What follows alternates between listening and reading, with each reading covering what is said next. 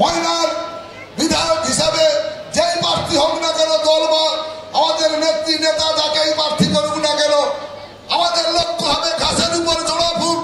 আমরা এই ঘাসের উপরে জোড়া ফুল এই নির্দিষ্ট লক্ষ্যকে সামনে রেখে আমরা মমতা বন্দ্যোপাধ্যায়কে ময়নার বিধানসভার সিটটা উপরে এসে তুলে দিতে চাই। আমি এইটুকু আবেদন জানিয়ে যে আপনারা সবাই আবার তৈরি হন। বুথ স্তরের আমাদের নেতৃত্ব থেকে শুরু করে অঞ্চল স্তরের নেতৃত্বকে সবাই অনুরোধ করব যে আপনারা একত্রিত হন। যারা মন খারাপ করে বসে আছেন তাদেরকে সঙ্গে নেন, তাদের কাছে যান, তাদের সঙ্গে কথা বলুন।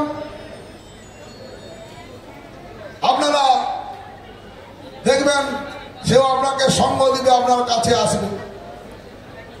আমি প্রত্যেকটা অঞ্চলে সভাপতিদের নিয়ে এক সপ্তাহের মধ্যে সভা করব এবং প্রত্যেকটা অঞ্চলে একইভাবে আমরা এইভাবে কর্মী সভা করে সম্মেলন করে বুথ স্তর পর্যন্ত নামতে চাই, নামবো। প্রত্যেকটা বুথে বুথ সভা করতে হবে।